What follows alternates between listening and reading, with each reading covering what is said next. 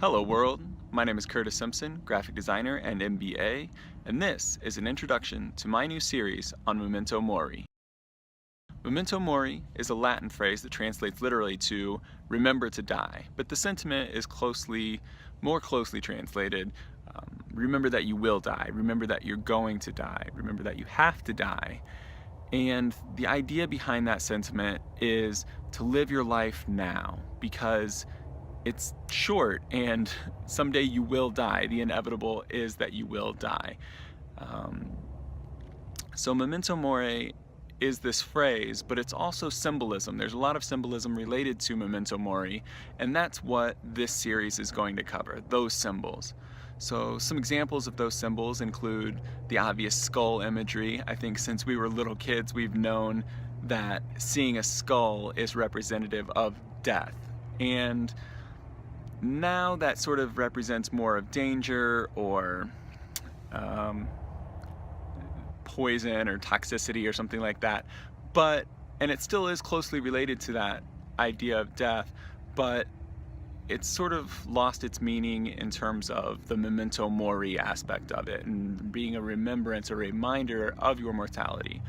But the actual first symbol that we'll be covering in this series is going to be the hourglass. And the hourglass is my favorite Memento Mori symbol, mainly because it's the one that introduced me to this idea of Memento Mori.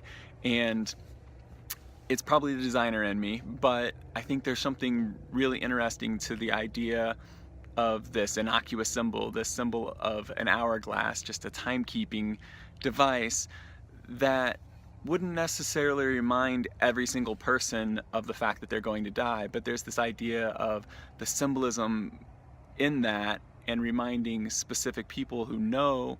So like now you know this is a reminder of death, this is a reminder of your mortality, Memento Mori, and it's something that you can see, when you're playing Boggle, or when you're setting the timer on your microwave, or when you're sitting at your PC, if they still have the hourglass on PCs. I have a Mac now, but you can encounter these symbols in your daily life and still have that same idea of reminding you of your mortality. So we'll talk way more about the hourglass in the next video, but we'll also cover things like the personification of death.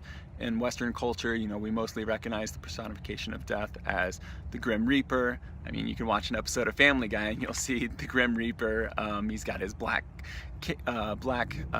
robe with Norm Macdonald's voice, but the skeleton hands, he's got his scythe. We'll also cover the scythe in another episode. But there's other personifications of death outside of Western culture, which are really interesting, and we'll be able to cover those as well in this series. Some other things would be angels snuffing out candles, or the candles themselves, even decomposing fruit, or something like a flower losing a petal that seems so subtle, and maybe if you saw that in a painting you would sort of get that feeling of loss or decomposition or the ending of something, but it's not. But the idea becomes much more real when you recognize the symbolism that's specifically designed in that flower losing its petal or petals, and you realize, oh, this is a reminder that I need to get my shit together, or that I need to live my life the way that I want to live it. And that's what this series is really going to be about. It's going to be about looking at these symbols and the idea that we can use them in our daily lives to be more meaningful, and to sort of bring back some of the meaning that was originally intended, or that was originally placed in a lot of these symbols. And that's an important aspect to this. Memento Mori was very big hundreds or thousands of years ago, depending on the philosophy at the time. But now we don't like to think about death. We see it so prevalently on TV and things like that we've become numb to it, I guess. But when it comes to our own death, we don't really think about that. We don't think about our own death until maybe we lose someone that we love. And in that moment, a lot of times you have this epiphany of, I'm gonna live my life to the best. I've never done this. I wanted to do this my entire life. I'm gonna do it now. And just like grieving or mourning, you know, that feeling fades and we wake up in the sober morning, and you know, we get caught up in the day-to-day stuff again. We get caught up in being late to work or class, or not wanting to do something, or, you know, you get caught up in the little day-to-day things. And these symbols can help you to focus, or to at least give you some minor reminder, just this moment during the day or during your week when you come across them, and you can say to yourself, is this a priority, or is this something I should be focused on? So the format of this series will basically be, we'll look at a symbol for each video. So next week we'll be looking at the hourglass, but we'll be looking at plenty of symbols over the next weeks and months. But the idea, we'll look at a symbol, look at its origins, look at the historical significance of that symbol, why and how these meanings were placed into them, and then sort of the transition from this really powerful Memento Mori to, you know, being placed on an Ed Hardy shirt, or being something that tells you that your computer is processing something and you have to sit there and do nothing while it does its job.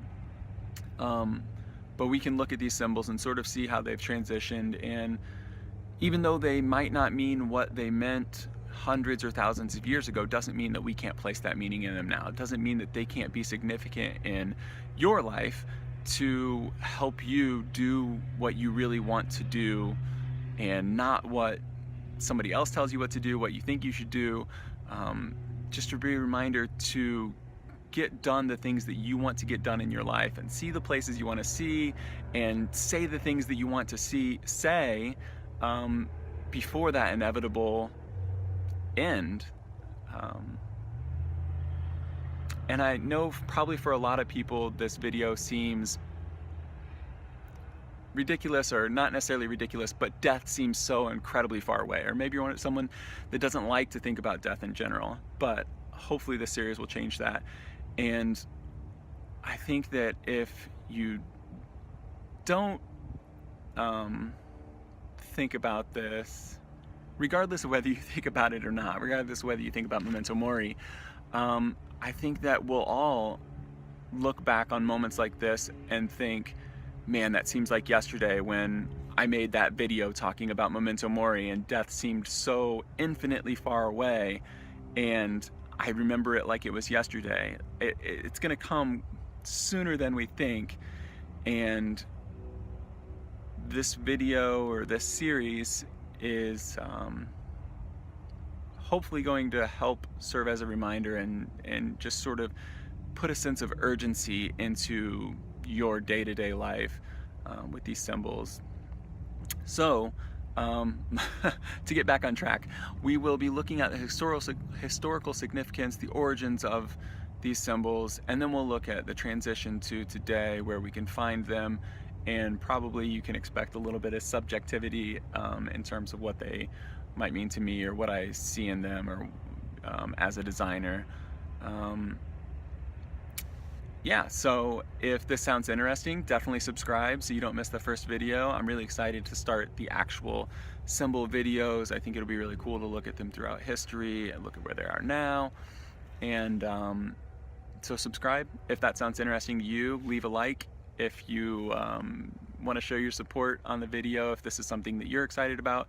And if there are any symbols that you would like to see yourself in this series, or there are any symbols that you really think other people would enjoy, and that you personally already sort of take this sentiment from, this Memento Mori out of, definitely leave a comment. I would love to look into anything that could possibly work for this video. This series. It's very much in its infancy.